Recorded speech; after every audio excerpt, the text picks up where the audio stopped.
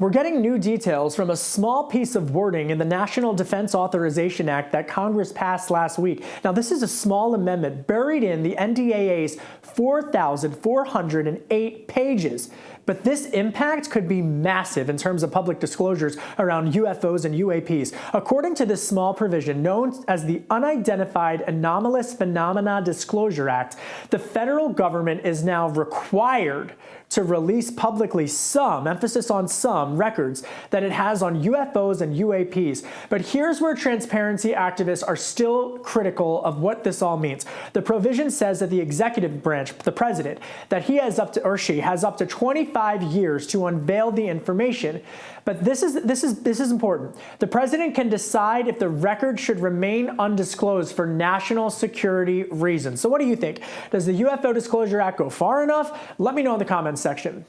And this year, Washington has finally woken up to UFOs and UAPs, and there's been hearings on the Hill and widespread conversation about it. And it's because serious, credible journalists like Garrett Graff, whose geopolitics and national security coverage have earned him a Pulitzer Prize nomination in the past. Well, now he's out with a new best-selling book, UFO, Inside the U.S. Government's Search for Alien Life Here and Out There. He's joining me now. Garrett, congratulations on an incredible book. It's and all of your hard work on and reporting. Is there life out there? Yes. One of the huge changes that we've seen in the last 25 years in astronomy is the understanding that really the math is on the side of the aliens. That, you know, as late as the 1990s, we didn't realize that there were any planets outside of our own solar system. And now we understand that almost every star across the entire universe probably has stars. And even when you adjust for what's called the Goldilocks zone, sort of the so-called habitable zone of life, planets that could sustain life as we know it, there might be as many as 1 sextillion. That's a billion trillion habitable planets across the universe. I don't even know what that number means, Garrett. Quantify that for us. That's such a big number, I can't even compute it. Yeah, I mean, to me, what it means is that our life probably is spread all over the universe, and probably there's actually a fair bit of intelligent life as well. What we've come to understand is that the odds against life might be long, but there's certainly not 1 in sextillion. So this NDAA provision, is this a game changer for your topic and for what you cover? Yeah, I think what it is it's consistent with a steady stream of mostly congressionally driven legislation that we have seen since 2017 that has ratcheted up the pressure on the Pentagon to pay attention to UAPs and UFOs and to be more public and more transparent about what the government does know. So I don't know that this is the be-all and end-all of declassification. I think we've probably still got a long way to go, but it's an important step forward, and it's consistent with 6 years of consistently increasing pressure on the Pentagon.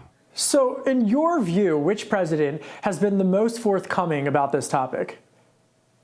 I don't think we've really seen any presidents be particularly forthcoming about this topic. One of the things that was interesting in studying this history is, much like that Us Weekly Celebrities Are Just Like Us feature, presidents are just like us. Almost all of them in modern times, one of the first questions that they have asked upon taking office has been, what's up with the aliens? And one of the things that we have seen that's interesting and to me important is President Barack Obama, after leaving office, has talked about how he remains puzzled by the UFO UAP phenomenon. That's an important step to me in terms of this transparency movement. Why do you think the government hasn't been revealing at all when it comes to this issue? What are they scared of? Yeah, so I think that part of the challenge of this is there are a couple of obvious cloaks of secrecy that entangle UFO sightings. Some chunk of what the public thinks are UFOs are secret, covert government development projects, planes, drones, new technologies. And then some chunk of it is also foreign technologies, foreign drones, foreign spycraft. And the U.S. government, for a lot of obvious reasons there, get squirrely talking about what its sensors detect and what it understands.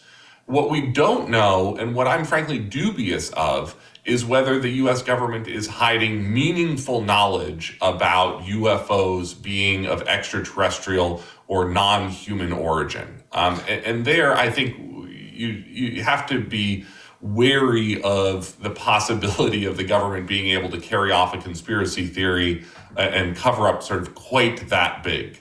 Garrett, I applaud you for your reporting. You've done an excellent job. Keep after it, because the answers are out there. We need more serious journalists like you talking about this, reporting on it, and getting us answers. So thank you, Garrett. Go get his book. It's called UFO.